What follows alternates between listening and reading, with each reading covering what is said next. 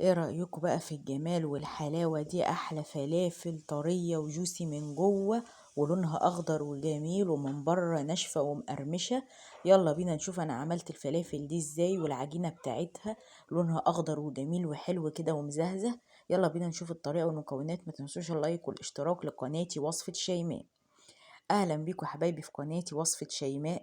يلا بينا نشوف الوصفة بتاعت النهاردة ايه. وصفة النهاردة الفلافل. بنعمل الفلافل ازاي في البيت؟ يلا بينا نشوف. بس قبل ما نشوف ما تنسوش الصلاة على سيدنا محمد والاستغفار. ويلا بينا نصلي على النبي عليه افضل الصلاة والسلام ونقولوا المقادير. المقادير معايا: ربع كيلو فول مدشوش. الفول دوت اسمه مدشوش، بيتجاب من عند العطار. بغسله وبنقعه من بالليل للصبح او من الصبح بالليل. خلاص. الفولة دي بتبقى متقشرة كده قدامكم زي ما انتوا شايفين اهي. نقعتها من بالليل للصبح، وبعد كده غسلتها حلو وسبتها تتصفى. خلاص. جبت بقى المكونات معايا. بصوا بقى اهي بصوا طرية ازاي، لان هي اتنقعت من بالليل للصبح. معايا المكونات: بصلاية صغيرة، ربع كيلو الفول المدشوش بياخد بصلاية صغيرة، بياخد راس توم او معلقة توم مهروسة، وبياخد حزمة كرات او حزمة ونص. الكرات دوت انا مفرزاه معاكم من قناتي التانية من منزل شيماء. انا عندي قناة تانية بقدم فيها روتينات اليوم بتاعي كله، فكنت مفرزة الكرات ده فيها. بصوا كنت حاطاه في العلبة في التلاجة، مطلعاه زي ما تكوني جايباه فريش اخضر زي ما هو. هحط حزمة ونص كده او ربطة ونص على الربع كيلو فول مدشوش. ويلا بينا نفرمهم في الكبة. حطيت ايه في الكبة؟ حطيت الخضرة اللي هي الكرات، حطيت بصلة صغيرة، حطيت معلقة توم مهروسة او راس توم. خلاص يا حبايبي، هبتدي انزل بالربع كيلو فول اللي انا كنت نقعاه. بس بعد ما افرم الحاجات اللي في الكبة الاول. ايه هي؟ البصلاية الصغيرة، معلقة التوم المفرومة، ربطة الكرات. هبتدي انزل كده بالفول المدشوش زي ما انتوا شايفين، اللي منقوع ومغسول ومتصفي، على الخضرة اللي هي الكرات. لو مفيش كرات ممكن تحطي كزبرة وبقدونس. ممكن تحطي زي ما قلتلك كزبرة وبقدونس، بس ما تحطيش شبت لان الشبت بيغمقها. خلاص. بدل الكرات لو انتي كرات مش متاح ساعات، ممكن تحطي كزبرة وبقدونس بس ما تحطيش شبت. هنا بقى هكمل الربطة ونص علشان لقيتها محتاجة خضرة. فأنا بنزل كده من العلبة اللي أنا مفرزاها في الفريزر أهو كده.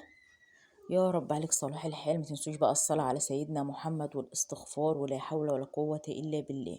متنسوش اللايك والشير والكومنت الجميل لأصدقائكم. وتعرفوهم بقناتي وصفة شيماء، بنزل فيها الوصفة بس. هنا بقى بضربها جامد. من نجاح عجينة الفلافل انك انت تضربيها وتطحنيها جامد جدا جدا جدا جدا. خلاص اهو زي ما انتوا شايفين كده. انا فصلت طبعا الكاميرا وطحنتها جامد جدا جدا جدا لغاية لما بقت ناعمة. وهبتدي بقى انزلها كده في البولة بتاعتي. هقول لكم المقادير تاني. المقادير عبارة عن نص كيلو فول مدشوش، عليه بصلاية صغيرة، عليه معلقة توم مفرومة، عليه ربطة ونص كرات. وهفرمهم جامد في الكبة. ممكن في الخلاط، انا عاملاها معاكم في الخلاط قبل كده على قناتي من منزل شيماء. ممكن تخشوا تشوفوا الوصفة والقناة التانية بتاعتي. هنا بقى هفرزها في ايه؟ ممكن تحطيها في اكياس تلاجة اللي هي اكياس اللبن، وتحطيها في الفريزر على قد الاكلة. تطلعيها كده بتفك على طول وتقليها.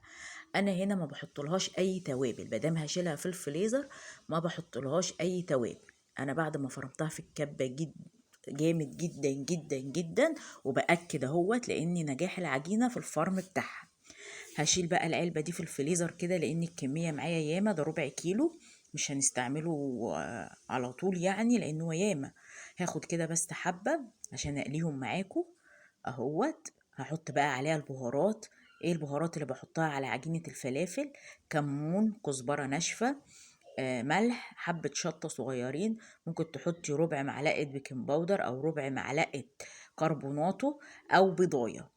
يعني البهارات ديت أساسية، لكن اللي بقول لكم الثلاث حاجات اللي هم بيخلوها منفوشة أو بينفشوها اللي هي البيضاية أو ربع معلقة بيكنج باودر أو ربع معلقة كربوناتو. خلاص. بحطها كده على الفلافل واقلبها كويس، وبعد كده اقليها. انا بقى هحط هنا البهارات، هحط شوية ملح، وهحط شوية كمون ناشف وكزبرة ناشفة، ورشة شطة كده. وبعد كده هنزل ببيضاية اهو. الملح ده فيه اسمه ملح مبهر، فيه كمون وكزبرة ناشفة وشطة. هنزل بقى ببيضاية كده، هنزل ببيضاية، مش هحط كربونات ولا بيكنج باودر، انا هنزل بالبيضاية عشان تديني قيمة غذائية اعلى. وهبتدي بقى اضربها بالمضرب جامد. عندك مضرب كهربائي يا ريت تديها ضربتين كده بالمضرب الكهربائي، هتبقى هشة معاكي زي اللي بتجيبيها من المطعم بتاع الفلافل، لان هما بيبقوا بطحنينها بمطحن صخر. فانت بقى لما تضربيها بمضرب الفلافل، بالمضرب الكهربي قصدي، زي كده بس بالمضرب الكهربي، هتديكي فوم اعلى، فهتطلع هشة معاكي اعلى واعلى.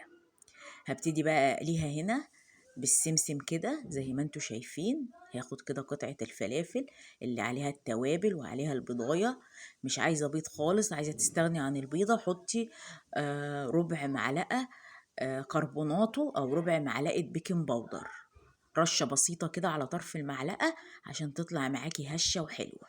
بصوا انا بقليها ازاي، بشكلها على ايدي كده وبحط لها سمسم من الجنب ده والجنب ده. عايزة تحشيها بقى الشطة اللي بنجيبوها كده من بره بتبقى محشية بالطماطم والشطة، برضو براحتك. يا رب وصفتي النهارده تكون عجبتكم. مستنيه لايكاتكم واشتراكاتكم وكومنتاتكم الجميله، تقولوا رايكم في الوصفه اللي انا بقدمها لكم. طريقه سهله جدا.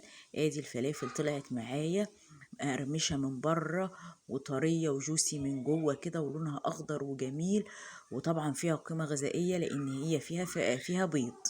مستنيه رايكم في وصفتي النهارده.